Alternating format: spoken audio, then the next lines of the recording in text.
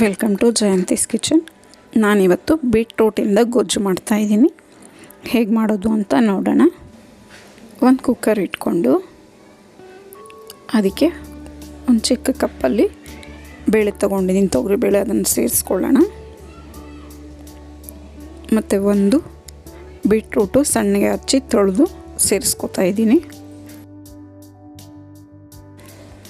ಈಗ ಈರುಳ್ಳಿ ಒಂದು ಸೇರಿಸ್ಕೊತಾ ಇದ್ದೀನಿ. ಇದನ್ನು ಚಿಕ್ಕದಾಗಿ ಕಟ್ ಮಾಡ್ಕೊಂಡಿದ್ದೀನಿ. ಬೆಳ್ಳುಳ್ಳಿ ಒಂದು 3 ಎಸ್ಲು ಸೇರಿಸ್ಕೊತಾ ಇದ್ದೀನಿ. ಇದನ್ನು ಚಿಕ್ಕದಾಗಿ ಕಟ್ ಮಾಡ್ಕೊಂಡಿದ್ದೀನಿ. ಒಂದು ಟೊಮೊಟೊ ಸೇರಿಸ್ಕೊತಾ ಇದ್ದೀನಿ.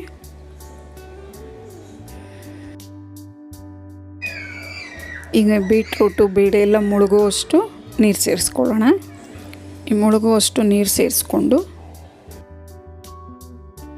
ಕುಕ್ಕರ್ನ ಕ್ಲೋಸ್ ಮಾಡಿಕೊಂಡು ಒಂದು 3 ಕೂಗು ಬರೆಸ್ಕೊಳ್ಳೋಣ. ಬೇಳೆ ಎಲ್ಲ ನುಣ್ಣಗೆ ಬೇಯಬೇಕು, ಆಗಲೇ ಈ ಗೊಜ್ಜು ತುಂಬ ಟೇಸ್ಟಿಯಾಗಿ ಬರುತ್ತೆ. ಈಗ ಇದು 3 ಕೂಗು ಬಂದಾಗಿದೆ. ಇದು ನುಣ್ಣಗೆ ಚೆನ್ನಾಗಿ ಬೆಂದಿದೆ. ಬೇಳೆ ಎಲ್ಲ ಈ ರೀತಿ ಬೇಯಬೇಕು.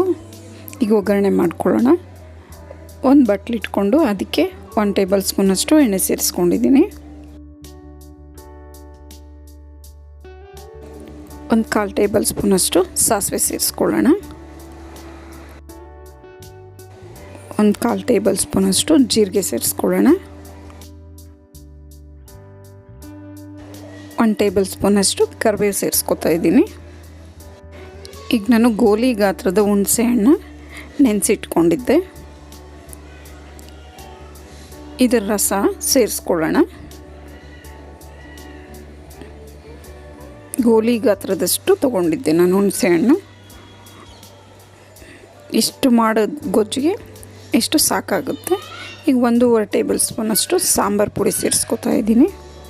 ಈ ಗೊಜ್ಜಂತೂ ಚಪಾತಿಗೆ, ಪೂರಿಗೆಲ್ಲ ತುಂಬಾ ಚೆನ್ನಾಗಿರುತ್ತೆ.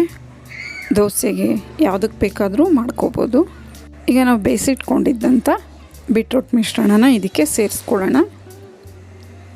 ಇದಕ್ಕೆ ಸೇರಿಸ್ಕೊಂಡು ನಮಗೆ ನೀರು ಯಾವುದಕ್ಕೆ ಬೇಕೋ ಗೊಜ್ಜು ಅದಕ್ಕೆ ಈಗ ರುಚಿಗೆ ತಕ್ಕಷ್ಟು ಉಪ್ಪು ಸೇರಿಸ್ಕೊಳ್ಳೋಣ. ನಾನು ತುಂಬ ಗಟ್ಟಿಗೆನೂ ಇಲ್ಲ, ತೆಳ್ಳಗೂ ಇಲ್ಲ, ಆ ರೀತಿ ಮಾಡ್ಕೊತಾ ಇದ್ದೀನಿ ಗೊಜ್ಜನ್ನ. ಈಗ ಇದೆಲ್ಲ ಸೇರಿಸ್ಕೊಂಡಾದ್ಮೇಲೆ ಇದನ್ನು ಕುದಿಯಕ್ಕೆ ಬಿಡೋಣ ಒಂದು ಸ್ವಲ್ಪ ಹೊತ್ತು. ಇದು ಚೆನ್ನಾಗಿ ಕುದ್ಮೇಲೆ ಕೊನೆಯದಾಗಿ ಕೊತ್ತಂಬರಿ ಸೊಪ್ಪು ಸೇರಿಸ್ಕೊಳ್ಳೋಣ.